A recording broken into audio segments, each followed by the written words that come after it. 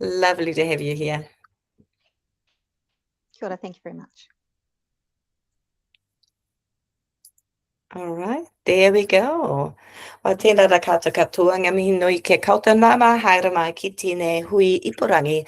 Welcome to this webinar, State of Play English and Mathematics and the New Zealand Curriculum, presented by our lovely colleagues from the Ministry of Education. It is great to have everybody here and we're able to record this session, but please be aware that the recording will only be available for a limited time as much changes in the curriculum space. So before we get started, let's have our karakia. Kia hora te marino, kia whakapapapona mo te moana. Hei hua rahi mā tātou I te rangi nei. Aroha atu. Aroha mai, tātou ia tātou katoa, hoie taiki e.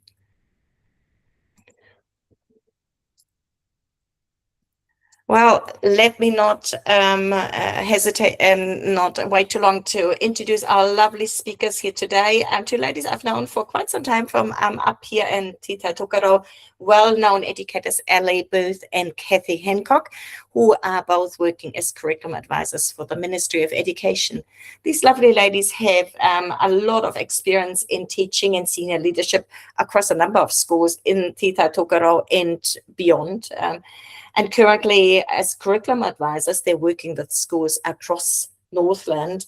We're super thankful that you're giving up your time again to share with us some of your time so that we can really grow our understanding how to better support schools that visit our various institutions. So without further ado, it's my time to hand over to you ladies.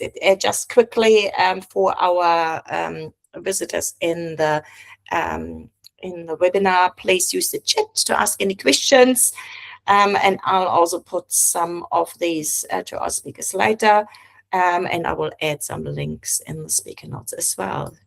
So welcome. Thank you.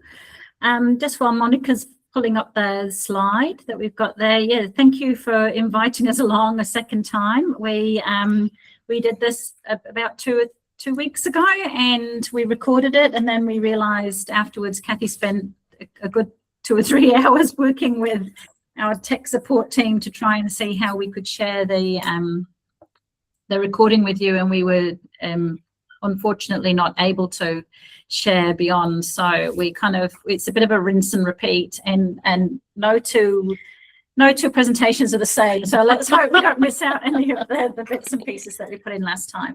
But yeah, feel free to put your questions in the chat, and then at the end we can we're happy to answer any questions that you've got. So if we could just move to the next slide. Can I move the slides, Monica, or is it just you? It is me moving the slides, so if you let me know when you would like to move them, I'll do that for you. Okay, just a little. So Monica did a wonderful job of selling us just now, so thank you for that. But yeah, just to point out that this is me, originally from the UK. You probably can't tell because I have a very strong New Zealand accent now, but originally from the UK. I have spent 30 years teaching primary through from year 0 to year 8, and working in senior leadership in schools in Whangarei, and then most recently here as a curriculum advisor. This is my 4th year. And so being the 4th year, I've been through most of the iterations of this new curriculum since it sort of started to come into practice. Outside of school, that's my whānau there. That's all of us on our first holiday that wasn't in a school holidays since I was probably 4 years old. And those are my 2 beautiful granddaughters. So the reason why we keep doing this job as educators is because we keep in mind our children and our own grandchildren as we kind of move forward and sort of think, you know, what's important and how do we get these messages across. So I'll let Kathy introduce herself. Next slide, please. Kia ora, ko Kathy Hancock, right? Oh, too many years in education to be able to count. And still really passionate about it. I was running a staff meeting recently in a very small school with a beginning teacher, and I put up, the slide that said we were mad, and he said when we had making a difference. That's why I came into teaching. That's why I'm still in education, and I think I'll always be an educator. I'm really interested in, how we move with new research, what's working, what's not, having that inquiry mind to it. So have worked in many different spaces in education and been here in this role just for the past year. I used to say I had 3 fabulous children, but now I say I have 2 fabulous moko. Kind of connected. And since our last time, we're sort of running a big overview session, but we're thinking about your role in mind. We know from some of the questions that came, or the discussion that came at the end of the last time, was that sometimes you might be in really close contact and discussion with a teacher or a group of teachers, and other times it's a whole group of children arriving. So we're mindful of that. We're giving you what's sitting in our curriculum document and what the teachers are looking at, and then thinking about how that can be linked into the awesome work that you do. Thanks, Monica.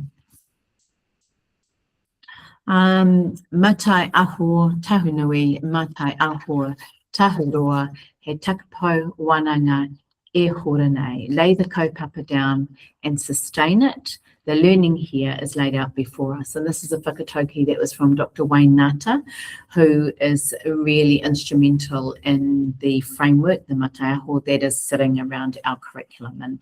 And that's, beautiful words that lay out what we're going to talk to you about today. So the purpose is to unpack the new English and Maths and Statistics documents and identify the what and the why of the changes. So in last year in October, there were some changes to the English and Maths. These are the 2 documents that are absolutely finalised for our teachers, our kaiako, and the other learning areas are still in their draft, which we'll have a look at. So today is really just that whistle-stop tour to look at what sits in there and what is the intent. The next slide talks about what we currently have. The other learning areas have been released and they're sitting in draft at the moment, and the feedback for those all other learning areas closes in April, on the 24th of April. So they have been out for a while. Teachers have had a chance to look at them, and those are really important in your work, where we can look at every other area around our technology, our science, etc. They will be set out in the same way as we are presenting to you today, but the detail of that, we will need to wait and see what feedback has been received and what those changes are, which will be later on this year. Thanks, Monica. Sorry, a quick multitask here.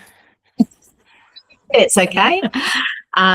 So we've got that feedback, and then this just outlines to you when the different areas are to be taught from year 0 to 8, and then in 2027. So this year is around these draft documents, revising, looking at the feedback, and then the new ones will be released later in the year. But the expectation is that these will be 2027, and then the ones in the bottom there from 2028. All learning areas are to be taught for years 9 and 10 from 2027. So that's a big job. Okay, so that's really just laying out so teachers are aware what's coming when and how do we align. Thank you. And I guess from a museum educator's perspective, because it's a little bit different when we're presenting to year 0 to 8, which is predominantly where our work sits, is that we're kind of giving the message of you've only got 3 new learning areas next year. So the science, social science, and health and PE. Health and PE. But realistically for you guys teaching, you know, across all of the year levels, it is kind of, you've got a big task because you'll have 6 from next year, because the expectation is that those year 9 and 10s will have the additional 6 as well as the English and maths.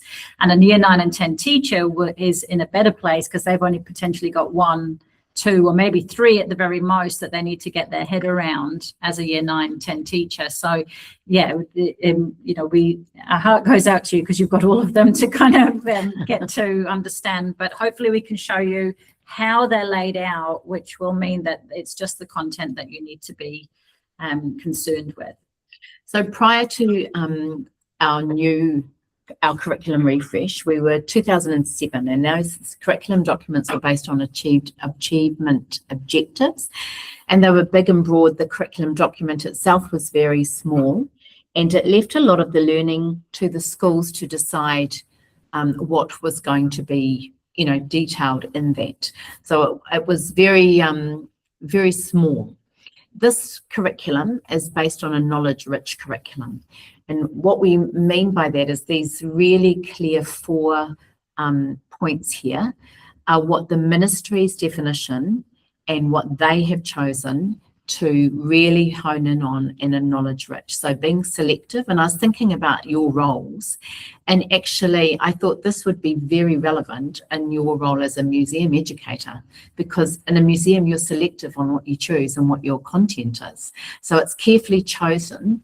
And in the curriculum document, it's really about children experiencing a lot of this and over a progressive time, so that it's carefully sequenced. It's designed that you've got mastery over time, but in order to achieve mastery, you need to be looking and be experiencing teaching over multiple opportunities. That it's coherent, that it flows from the learning areas, and that also the subjects are connected across disciplines. So if we're talking about a theme in science, that we can see that in a different space. We're looking at how we're looking at our social sciences and how do we use our English to be able to use those themes that are going across. Specific and clear, that was when we show you the documents that were released in October, which was a refresh of the new curriculum. There was a change, and that was really, really looking at this, being explicit and outlining what students are able to know and be able to do. That was one of the key things that was changing there. Thanks, Monica. So Te Mātaiaho is the framework for our reframed curriculum. We used to call it a refresh, but it's not a refresh. It actually is a rewrite, to be honest. So Te Mātaiaho is what we would, you know, call the front end of the document. If you're familiar with the 2007 curriculum, we have this meaty front part which talks about the how and the why of the curriculum, and then you'd have those fold out pages at the back that's got the learning areas and the achievement objectives. So if we want to think about Te Mātaiaho, the framework, as being the front part of the curriculum, this is again still sitting in draft. It was released a couple of years ago and looked slightly different to what it does now. And with the change of government, there was a little bit of a worry that Te Mātaiaho and the framework and the whakapapa that sits behind it would disappear. But we've been fortunate enough to work with Dr. Wayne Nata and the Rōpū Kaitiaki to ensure that we've maintained the integrity of what Te Mātaiaho was originally intended. So this sheet here, this is the front page of Te Mātaiaho, and you can see there that whakatauki that Kathy opened with. So we've maintained that, and that tohu design in the background, which if you were interested in, there is some documentation around how each of those components of that tohu have come together and how the mātai sit to produce that. It is a circle, but obviously you've just got a small part of that sort of sitting on that page there. We can jump to the next slide, please. So the whakapapa of Te Mātaiaho basically contains these 7 mātai. So these mātai here are the original 7. However, they are in slightly different order to what they were originally placed. Not really that the order matters, but they've kind of been brought together so that you can clearly see the why, the what, and the how of the whakapapa. So that's why they sort of sit in a different order. They're also slightly different wording. If you had unpacked Te Mātaiaho before, you'd find that there's slightly different wording and content in each of these two, because with a change of government, there is also a change in focus around what the intent is for the curriculum document. And so you'll notice that there are some quite subtle but impactful differences in some of the vocab and the wording that sits in here. So Mātai is the first part of each of these words, and that each of them is, those Mātais preceded by and what am I calling it? It's a long day. It's been a long day. The suffix on the end.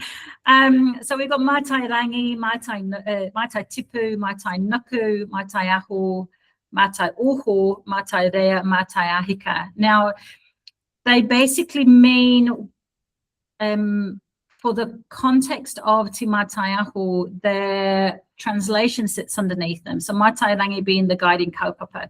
So we know that, though, that these words that have been put together here for our te reo language specialists, those words, as we know, can mean different things in different contexts. So we always want to point that out to schools, that these are not direct translations of these words. So Mātairangi in this context means guiding kaupapa, Mātai tipu, growing a love of lifelong learning, etc. They're not direct translations, but they're just for the purpose of this. So for schools, they would be looking at using these Mātai to frame their curriculum document and to bespoke design their curriculum for their school. So Mātairangi is the guiding kaupapa. Mātai tipu is this vision for young people. Mātai nuku are the guiding foundations. So for this particular Mātai nuku, we have here making sure all students are developing the capabilities, which we used to call the key competencies. Literacy and maths, they're essential to support lifelong learning. So you can see that this particular government has very clear expectations around what the guiding po are for our curriculum document. Mātaiaho are the learning areas, so essentially the back part of the curriculum. So English, maths, science, and so on, the 8 learning areas.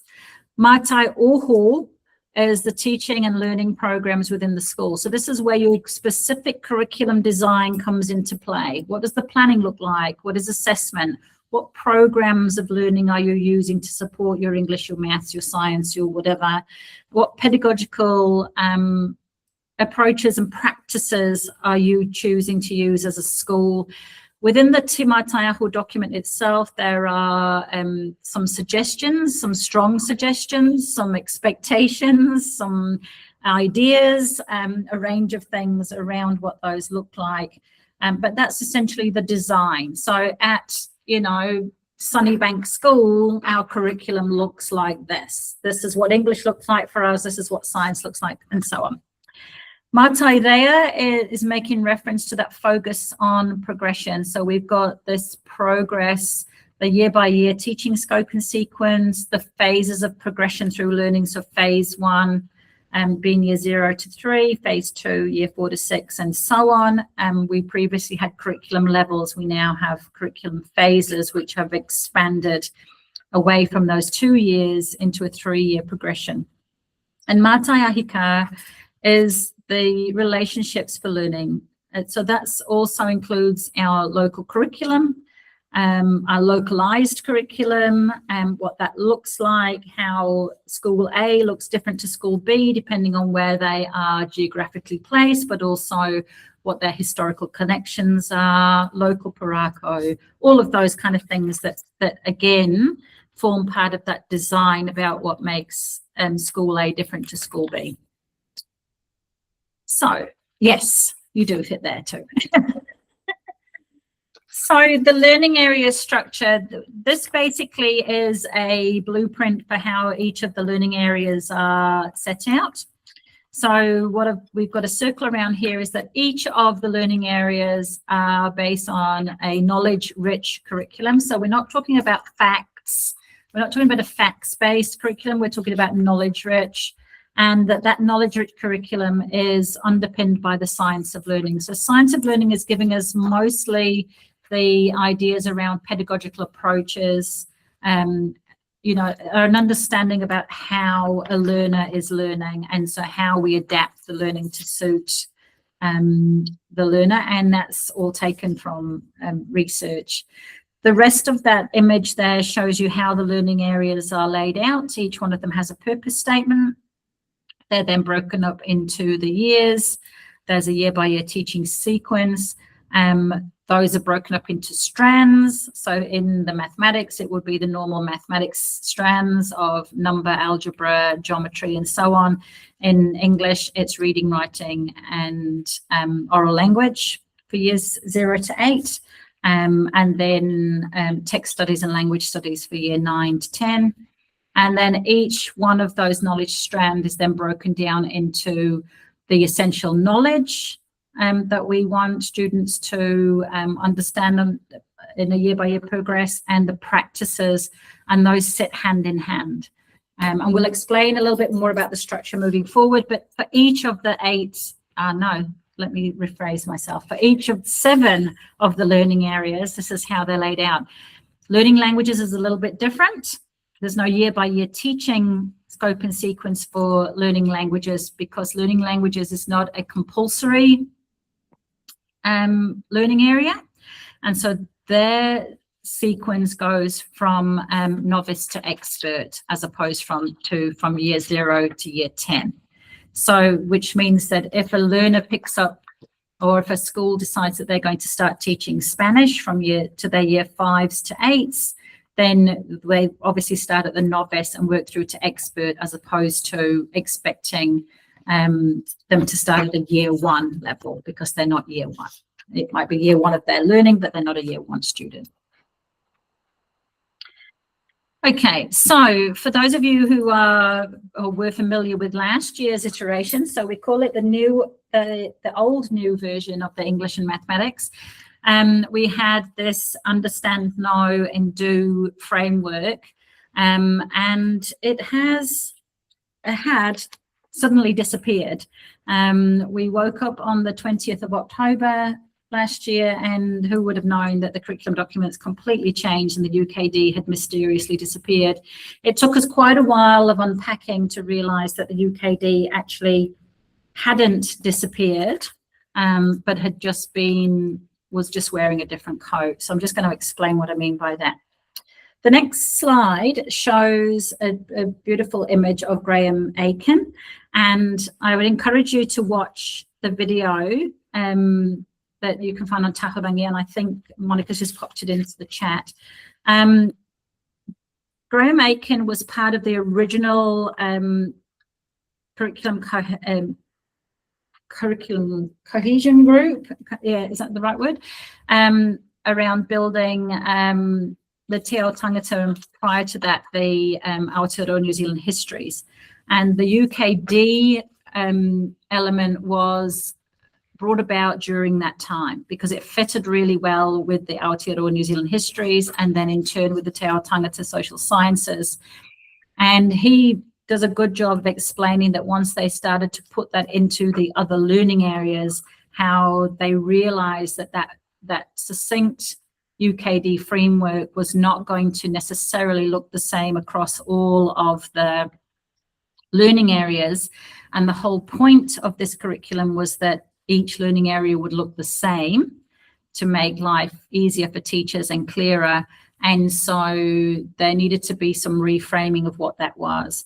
Now that came about because when they originally released the year 0 to 6 English and the year 0 to 8 mathematics, the UKD framework seemed to work okay, except that it didn't really.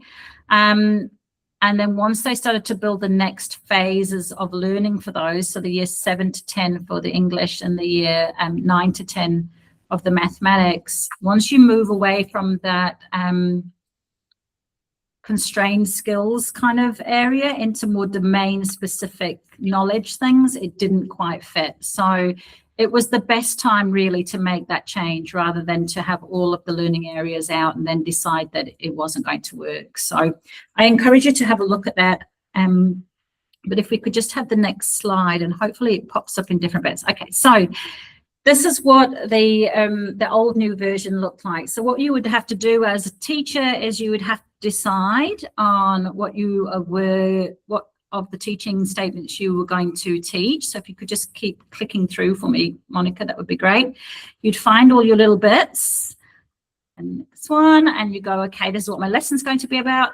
And then this was the understand. You'd have to decide which understand it fitted with. Then you'd have to decide which knowledge it knows it fitted with, and then which do's it fitted with.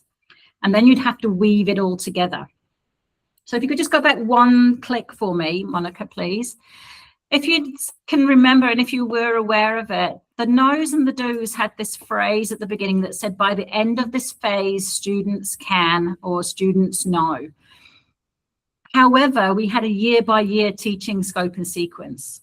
So whilst the UKD appeared to work, when we started to work with schools, one of the biggest problems we had was teachers were saying, yeah, we understand the year-by-year teaching scope and sequence, but when we go to map it back to the no's and do's, which are essentially the assessment part, like what, you know, assessing what children can do, we now have to measure it against the end of phase.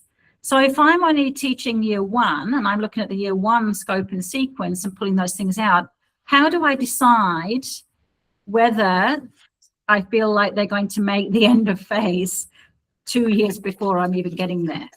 So it didn't really work. So if we could keep going to the next slide. So the mixing it together didn't work. So when we think about what the original intent was around the curriculum, it was to be a national curriculum that was fit for purpose for now and the future. And we wanted a curriculum that supported equity and excellence. Questionable around that because each school is going to decide, make these sketchy decisions about whether this year 1 learner was going to be able to make the phase markers by the end of the phase. Was it clear and easy to use? No. Well, we were experiencing that, trying to work with schools around how they mapped those things onto there. Did it provide clarity for teachers about what to teach? Well, it did in the year-by-year teaching scope and sequence, but the missing link was this square peg round hole of where that year-by-year fitted into the phase expectation. And then did it hold high expectations for all students? Well, we believe it did, and we believe it still does. So, you know, we had what, 2 out of the 4, which wasn't going to be good enough. So that was one of the big reasons why we changed around that.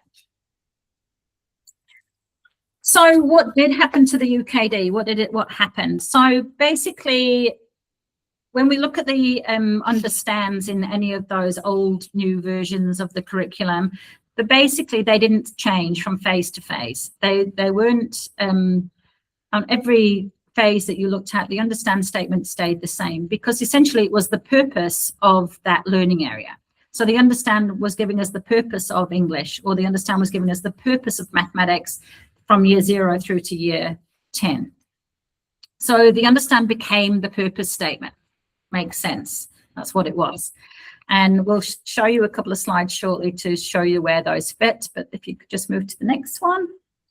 And then the understands and the do's have now been, the no's, sorry, and the do's. Yeah, that's right. The no's and the do's have now become knowledge statements and practice statements. So we've changed the do from do to practice. And the reason for that is not just semantics. It's because do gives us that connotation that children can do that they are very succinct skills, whereas practice is talking about things that are not necessarily finite. Practice gives us that impression that they need multiple opportunities to engage with those things. And so now the knowledge statements and the practice statements dropped out of those by the end of the phase and dropped down into the teaching scope and sequence.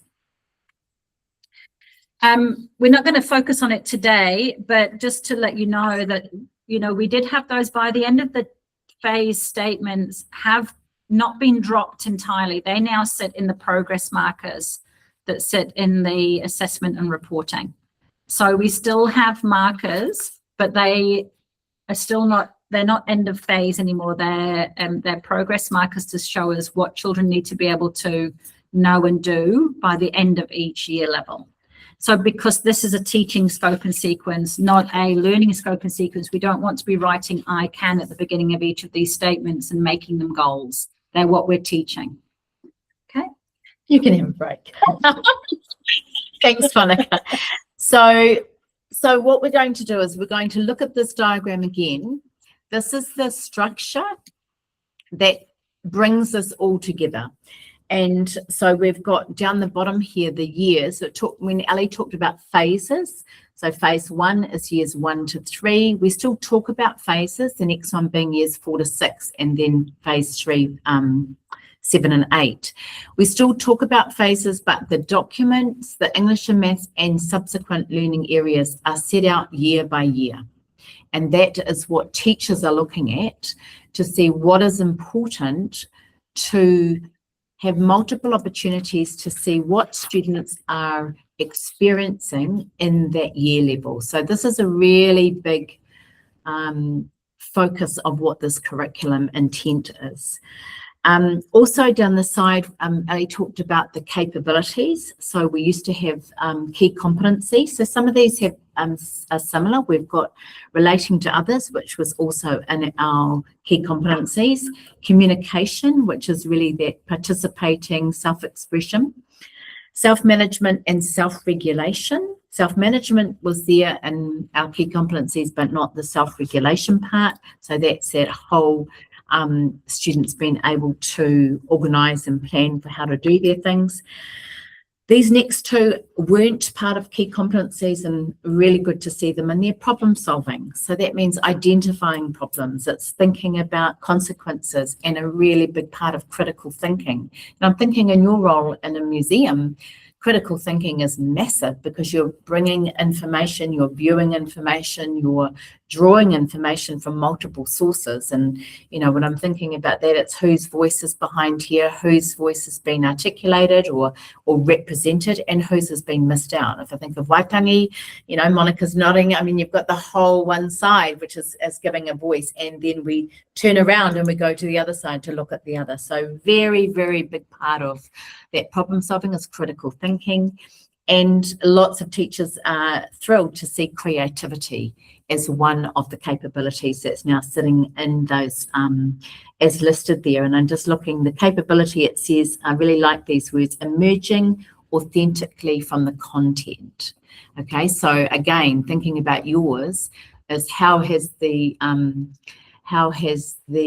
artist or how have you curated, how have you put a curation of materials together, and how's that represented, and what are you looking at? So that's sitting there.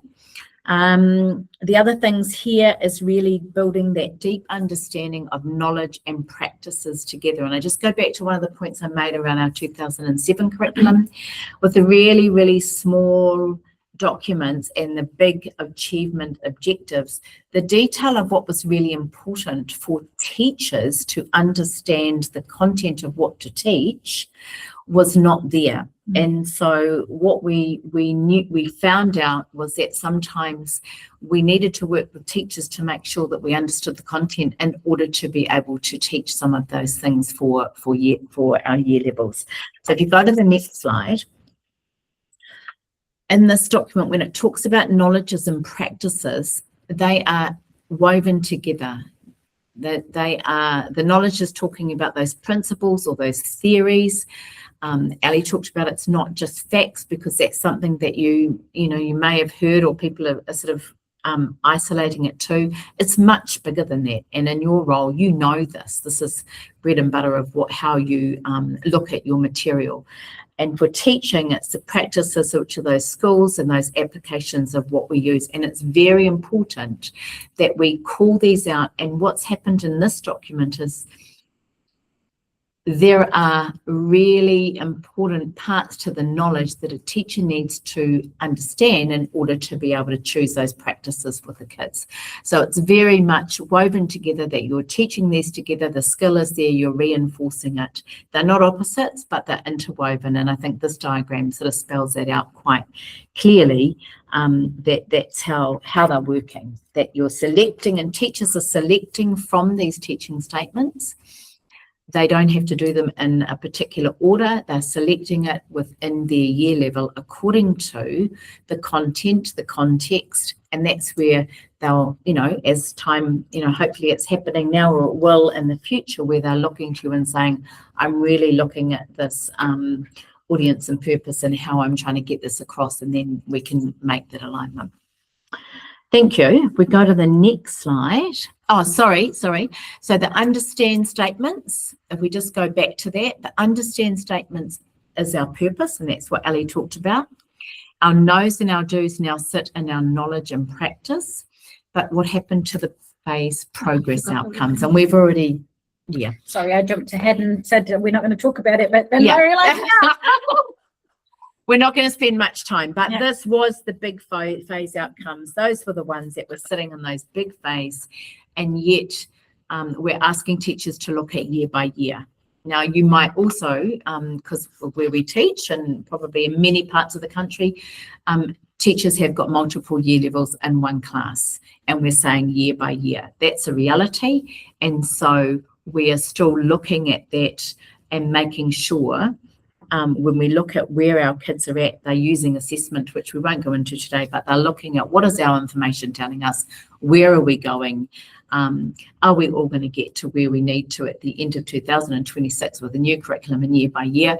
No, probably not across the country, but if we all are really clear, that clarity about what is needed and what we need to focus on, and that we are experiencing that in our year level content and our teaching, that's where we want to see the change. So, Okay, so if we go to the next one. So we put this together because there's a lot of new learning here for our teachers. So we've talked about the teaching document here, the learning area document. And then on the other side, this is where the teachers are now looking in the middle of the year. They will look to these, and we'll be doing a lot of work with our schools around this in term 2, around this is where the progress markers are. This is the student assessment part. And then there are some misconceptions in the beginning around that actually we're going to the knowledge and practice. That's for a teacher, and this is for our learners. So we're not going to go into depth, but just to show you that's where it all sits. Okay, cool. Okay, so what's the current status? We've got English and mathematics. These are the 2 documents that we have that we can utilise at the moment. As Kathy said right at the beginning, we have the other 6 coming up towards the close of the consultation, and though realistically those won't be available until the end of the year. So we are our work is all based around what we have and what is concrete, and so we're only working with the English and the mathematics at this stage. So I'm just going to unpack the English just really quickly for you about how it's laid out. So if we can move to the next slide, please, Monica. So we've just put some links into this doc, and Monica has this PowerPoint that we're happy for her to share, that's got all these links in. But if you're wanting to unpack the English curriculum, utilize these links here. The English year 0 to 10 full document is sitting there. There's some explainer pages about what they are. This learning area narrative, this blue one that says English in letters along the top, just breaks down those phases around what the big ideas are and the intent around each of those things. And you'll find all of those if you follow that link there that talks about English, plus many other things like what's changed and why did it change and all of that kind of thing. You'll find lots of things in there. If you're looking just specifically at a year level that you want to have a look at, you can also, by following that link, you can just pull up 1 year level or 2 year levels. You don't need to, but I guess it would be useful to know what everything is across the board for you guys, because you're looking at that. But if you were thinking that, you know, I need English, I've got a year 3 class coming through, what am I specifically looking at? Then you've got the ability to kind of have a look at one in depth. We go to the next slide, please. We've just put the same thing together for mathematics. So we put the link there, everything that I just said, and put English at the front of, just put maths at the front of it, and you'll find the same things there. So it will, we know that for the rest of the learning areas too, it will all look the same. So even if you went on to the other learning areas at the moment, you'll still find a learning area narrative, even though they're in draft. You'll still find the documents and all of that kind of thing. And once they've updated into the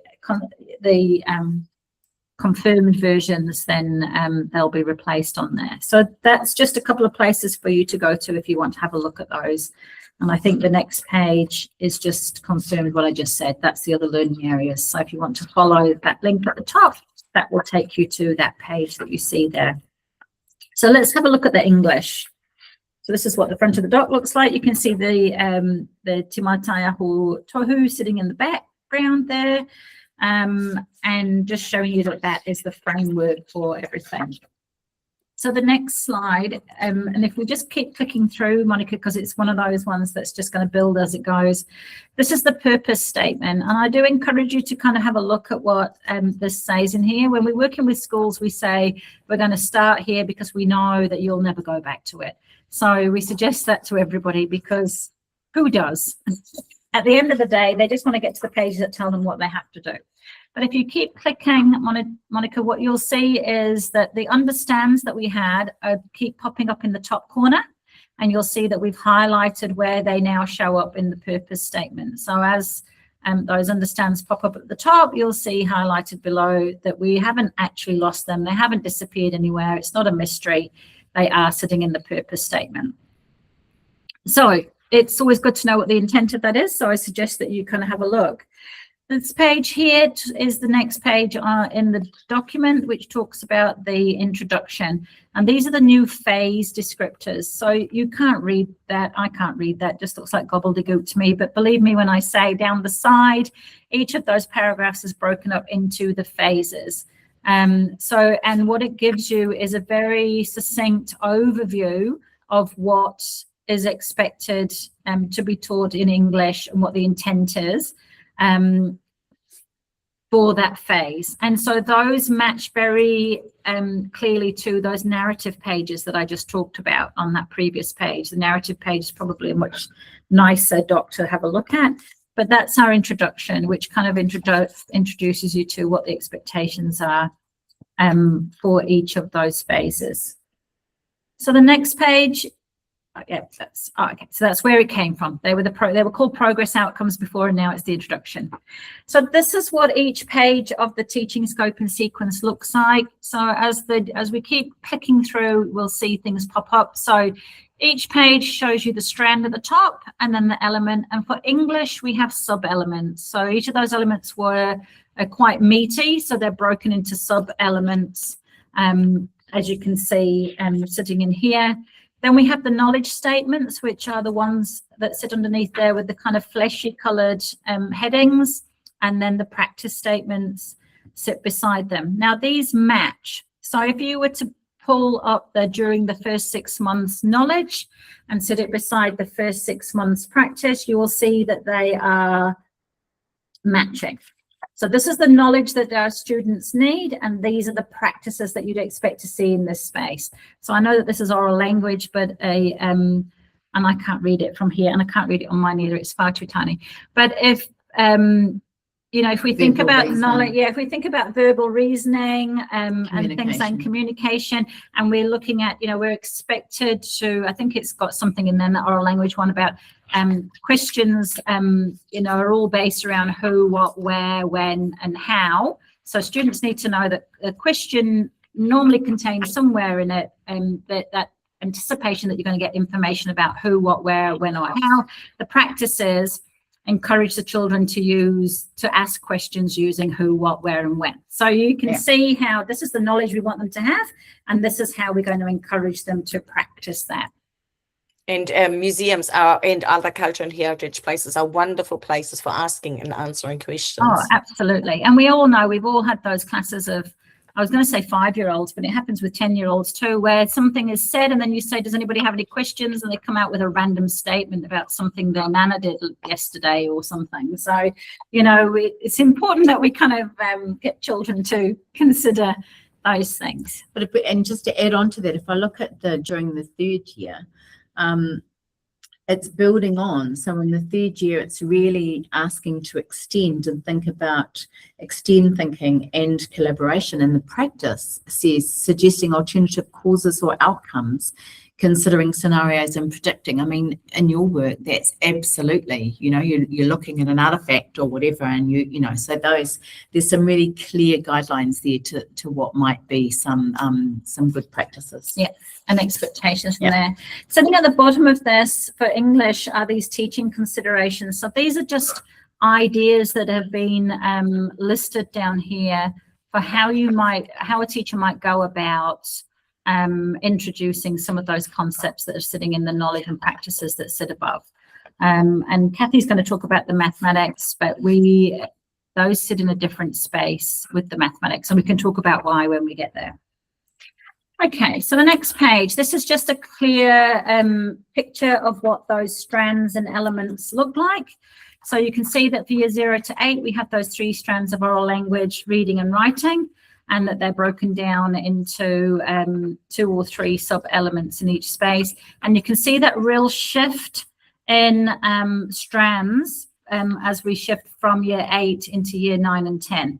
So one of the things that we often have conversations with schools around is they're still wanting to call this English learning area literacy. And that's because literacy is a huge component of those first 2 particularly, but 3 phases. But we're not just talking about literacy, because literacy is across the curriculum. This is the English learning area. So English learning is, we want to move into that domain specific material as we enter into year 9 and 10. So we're talking specifically about text of English, and we're talking specifically about the English language studies. So how things are put together in the English language.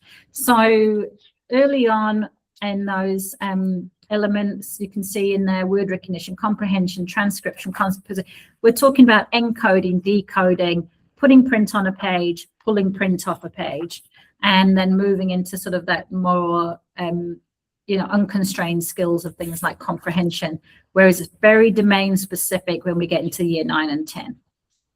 So if we go to the next page, I just talked about constrained and unconstrained skills. This is a really horrible looking diagram, and every time we pull it up, we go, we're going to make a better version of this, and we still haven't, and because we forget about it because other things take over.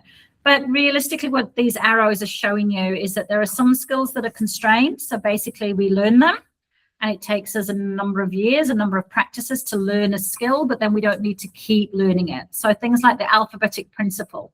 Once we understand that there are a certain number of letters in the alphabet, and once we know that those letters make certain sounds, once we've learned that, we don't keep learning that into our 40s and 50s. We're not going to, we don't learn that there are new letters, that there are new sounds or whatever, unless you teach your 5-year-olds, because there's always new sounds.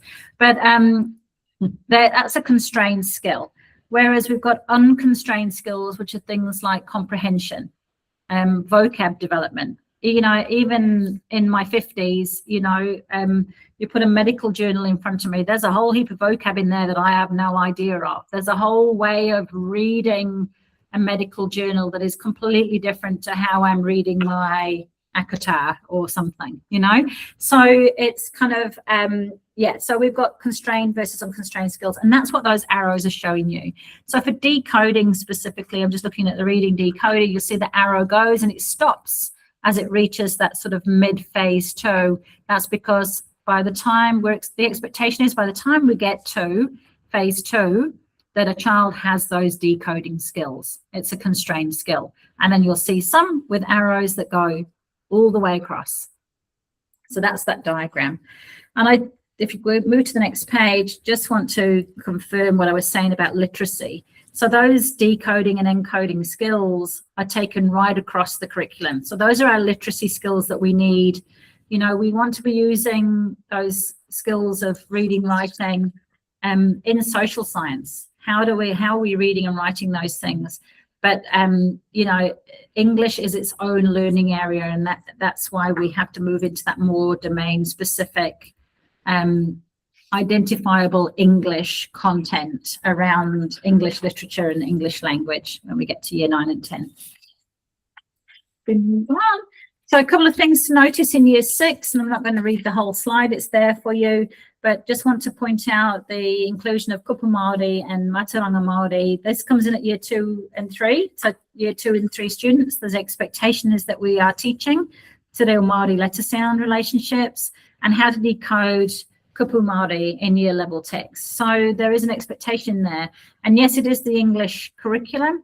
So we're not talking about full Te Reo Māori text, but we're talking about how to decode and read kupu Māori that's sitting in our year level text, because they're in there. And specifically newer texts that we're building. So as we're building our curriculum to be an Aotearoan curriculum, you know, we've got those decodable texts, the ready to read decodables.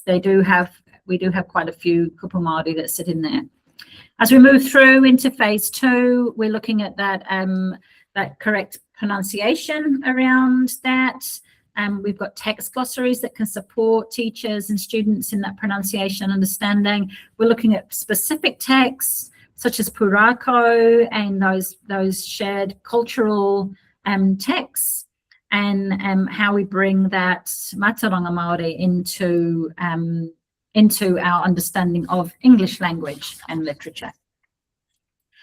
So if we could just move to the next one. We've just put a slide in here that talks about accelerating progress. This is a page on Tahorangi that you can go to, and you know, whether this is useful for you as museum educators, only you can decide, but we want everybody to know that it's there. If you just click to the next page, if you were to click on that the previous page, this is what it would come up with. There's a whole heap of for English, they're PowerPoints, which are just lesson plans really, and a sort of a 2 or 3 week scope and sequence around how we can accelerate a child's progress in some of those literacy skills. It's not an exhaustive list, as you see, there's quite a few there, and that will be being built on as we go. So what we sort of say to schools is, you know, these are there for you. If you notice that you've got a group of kids who are needing a little bit of specific help around building vocab, and you've got a capable adult or somebody who can work alongside those kids, you can pull up these lesson plans and things. Similarly, you know, if you are not understanding yourself as a new teacher or something around what something looks like, because these go all the way up to year 8 as well, you know, utilize those as your starter lessons for how to, because we all know if we're teaching year 5 that not all of them are working at year 5. Some of them are working at year 2. So use some of these accelerating progress lessons as your entry point maybe into lessons around, you know, where to get to. I did add a couple of other slides prior to this one, and it was just around specific things that we can notice in year 7 and 8 around text specification and things like that. And so what I'll do, Monica, is I'll just send you a new version of this PowerPoint, and maybe and it'll have those slides in there and you can kind of go from there. And then we've just left in this page which has got some useful links that you can utilize. We like to put the pictures on of where what you're looking for when you click on that link, because we find sometimes there's so many things that look similar but aren't, and they're just there to help you you know, find those things so you don't have to go looking for them realistically. And just before we go on to the maths, you know, when I'm looking at the reading in the English, there's a lot that talks about interpretation and connections, and our cultural texts are really in here. It's talking about students, their practices are looking at their lived experience, looking at cultural connections and making decisions around those things. So very relevant to your work. I'm going to cough. Oh, I was going to cough. Okay, so I'll start. You need to stop. Okay, so I'm also aware of the time, so I'm going to do I do a lot of talking, sorry. because I want to leave a little bit of time for questions. So the mathematics is very similar. If we just flick through, it's finalised, similar where we have the understand and it goes through into the purpose statement.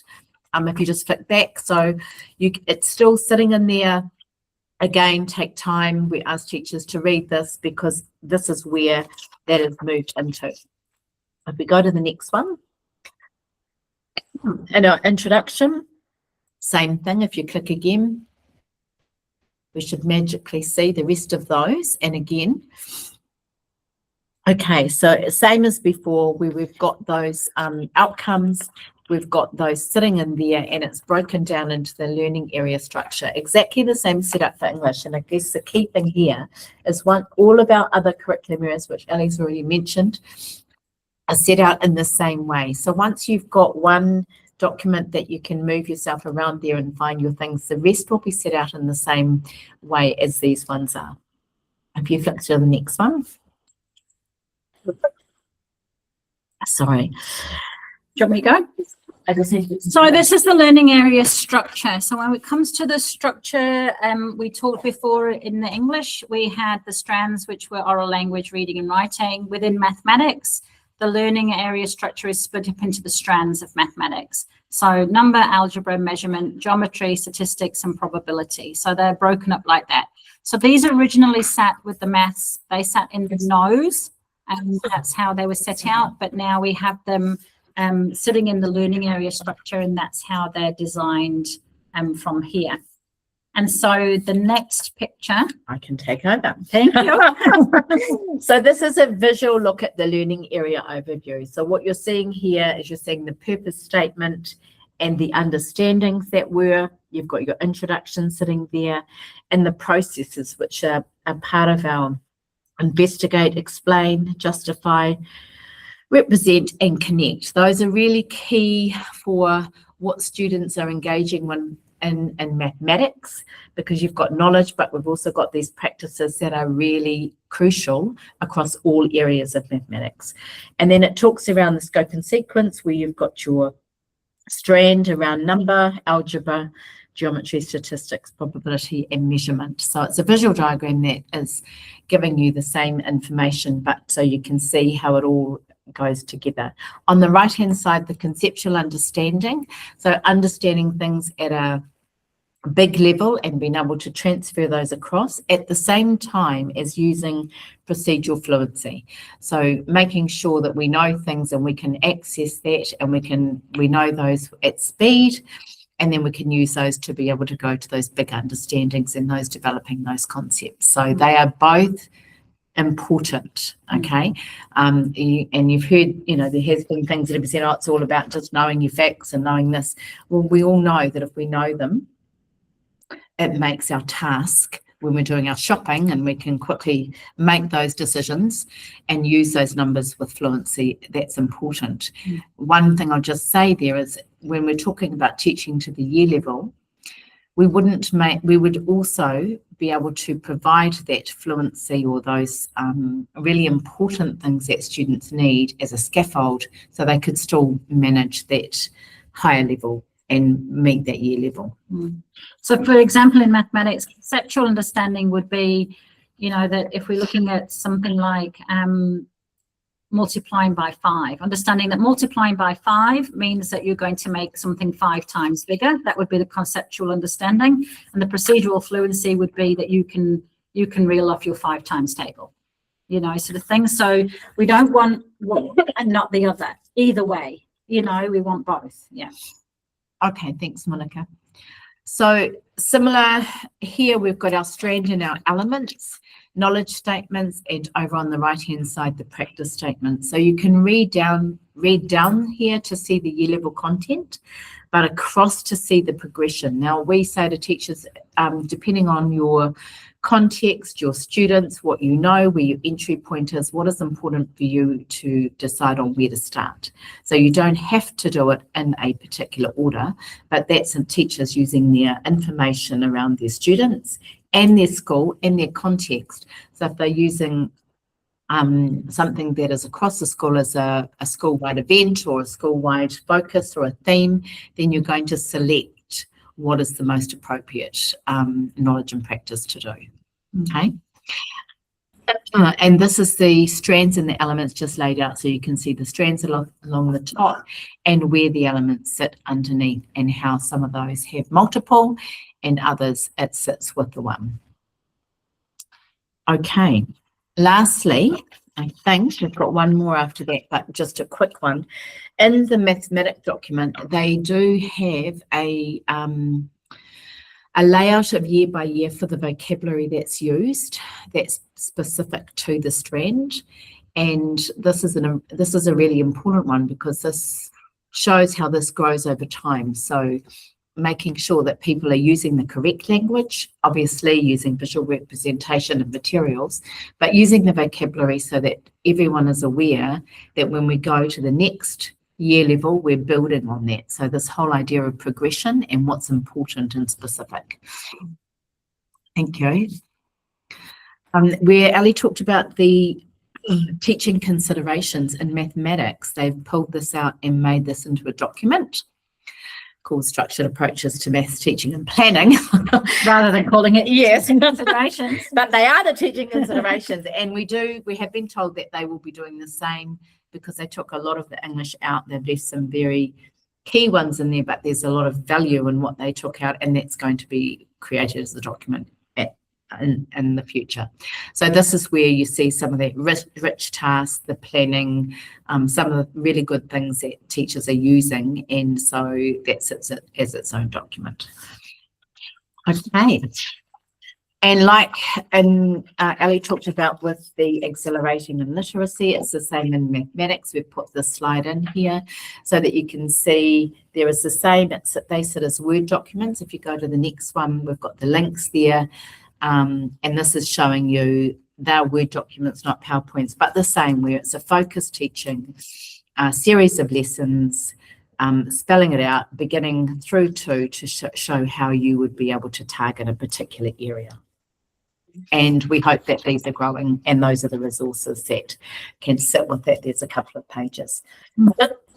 Just aware, if we've probably gone a bit over time. Yes, 2 minutes. Not bad. That's not like us. I just went fast, so we could have a little bit of space if there are any questions.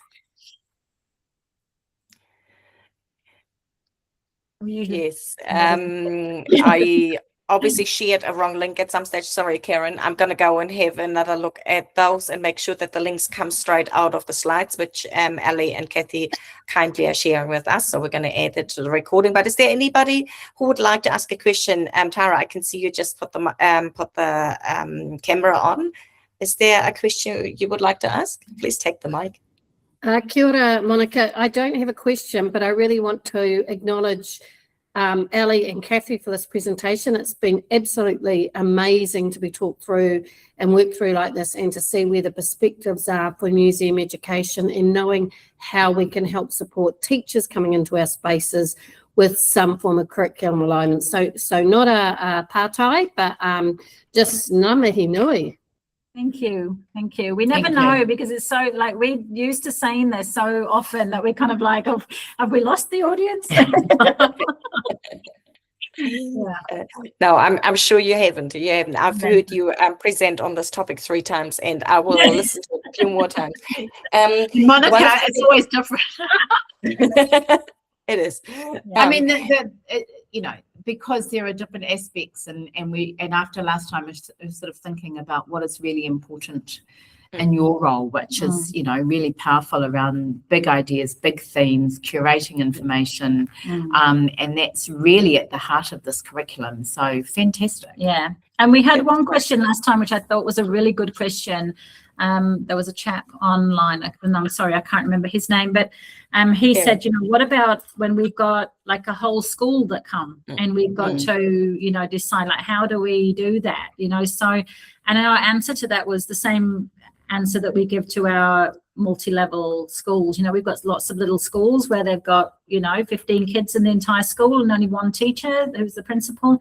Is look at the elements, pick an element, and that element will follow a theme across, and then you'll be able to find an entry point there at somewhere that will be able to grasp that whole, you know, group of kids and sort of, you know, run with that sort of thing. So that would, I thought that was a really good question last time, because we realize that you're in that position a lot of the time. Like, how do we kind of move into that? And a really, really big part of English is audience and purpose, and that appears in reading and in writing, and that's huge in what we're asking kids to think about, to understand, and then to produce in a text. And for your role, that's absolutely pertinent. And I think what we've often acknowledged amongst ourselves is we are not the teacher in charge of teaching them English, but if we understand, and like Senga says here, if we even just demonstrate some knowledge of what they are doing in the classroom, not only do we make it relevant in the time, also shows the teachers that we are on the same journey with them, and that we want to be there and support them, and that relationship building is really important to us too. Yeah. So and I think it's handy for schools to know, like, if moving forward, once you become comfortable with the curriculum, being able to say, you know, today our expectation is that we are going to present learning around these teaching statements.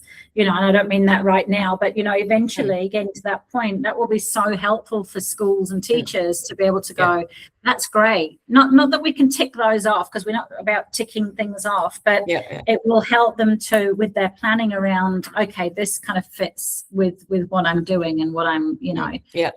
And that link is so important, but also for our educators, many, but not all, about half of our members are trained teachers, but some of them out of the classroom for a while, so we might not have had structured literacy training or something like that. So it's really good for us to know where to look in the curriculum to decide, oh, are we looking at students that are still learning to read, in which case probably the labels in the museum are over their reading level, or are these students a little bit older and they are actually reading to learn, and therefore we can use the information around the museum or the other institutions to help them access that information to learn about the topic they've come to learn about.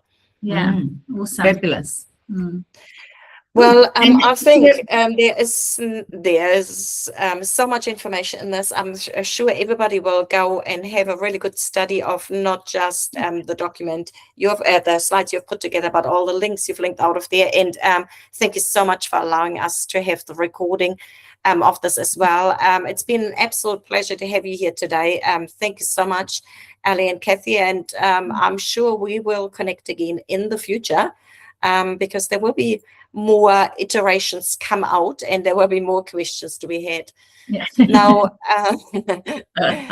so it is just time for us to say our karakia whakambutunga. Kia hora te marino, kia whakapapapona mo te moana. Hei hua rahi ma tātou I te rangi nei. Aroha atu, aroha mai. Tātou ia tātou katoa. Oie taike. Thank you so much, everyone, for joining us today. It's been an absolute pleasure to have you all, and we look forward to seeing you at a future webinar. Mā te wā. Happy day.